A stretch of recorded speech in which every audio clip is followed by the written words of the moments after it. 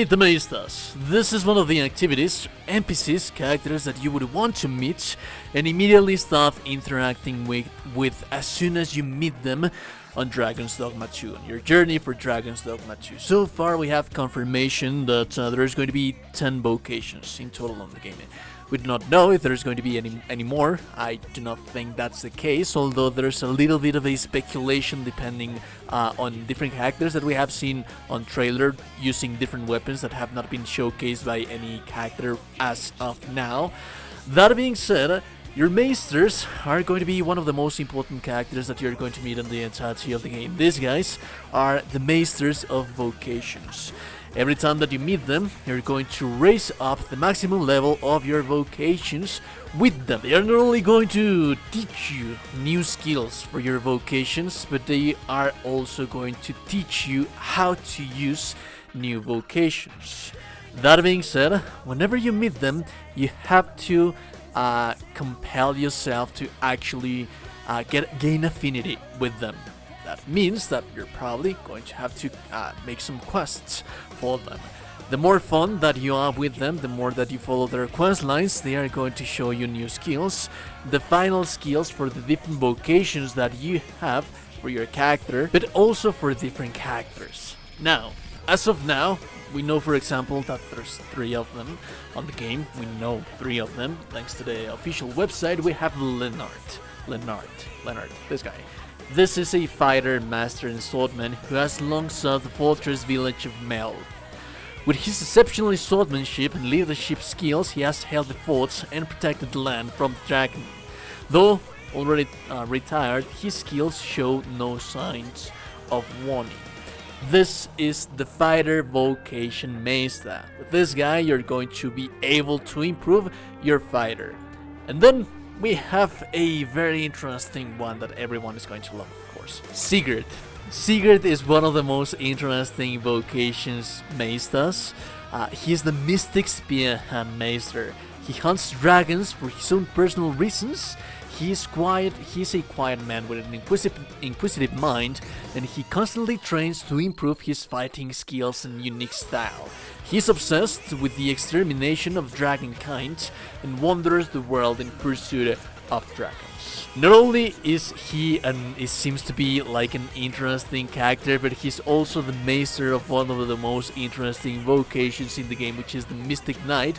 I am pretty sure that I'm going to main this kind of vocation quite a lot myself, because it's just such a cool of a vocation. Everyone is very intrigued about this vocation. Luz is the vocation master of the Tricksters.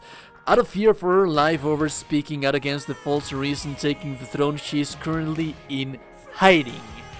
The Trickster is one of those support classes that uses illusions and such to make everything so much better for your crew or to deceive the enemy. These are 3 Maesters that you have in the game, and as you can see, they have their very own stories and backgrounds. The fighter vocation is a little bit more straightforward, but then we have the other one that seems to have some kind of a revenge vendetta against the dragons.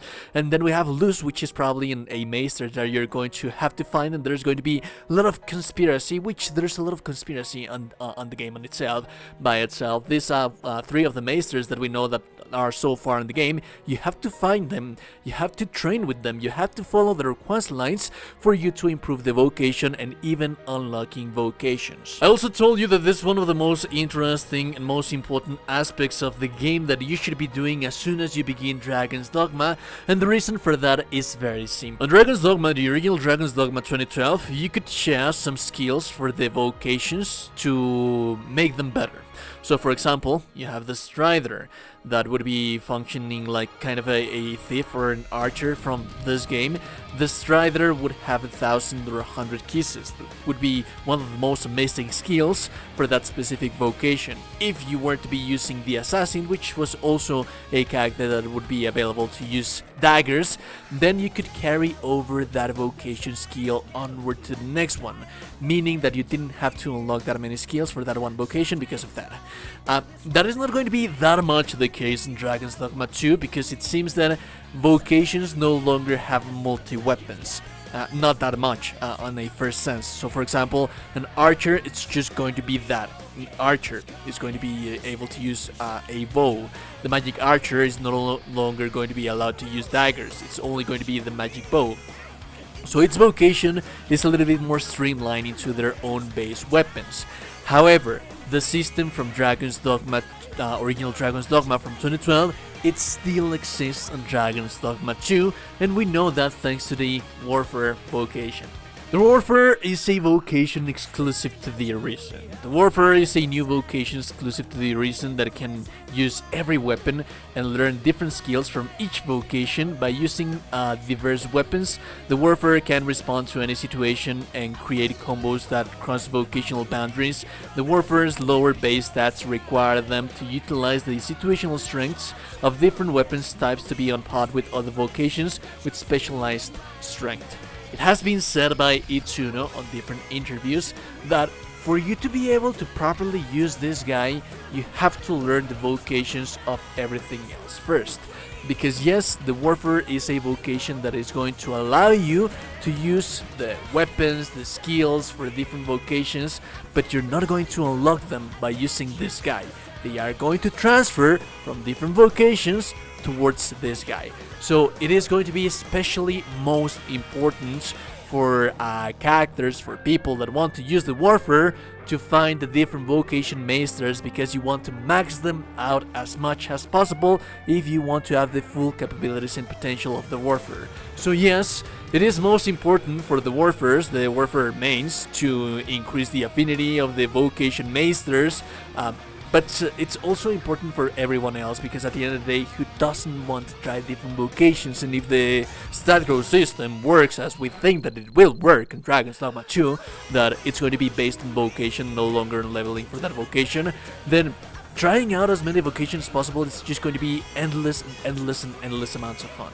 So I can't stress enough how important it is for you to, as soon as you start Dragon's Dogma 2 and you start exploring and doing things like that, find your vocation Maisters, do their quest lines so that you can get the new vocations, the better skill of the vocations, and just have a beautiful time with your game. If you like the content, like the number is super appreciated. Most of the day you're a gorgeous and beautiful person. You're indeed a gorgeous and beautiful person. Join the Discord. We'll be playing Dragon's Dogma 2, sharing pawns in there. Have a lovely day and goodbye.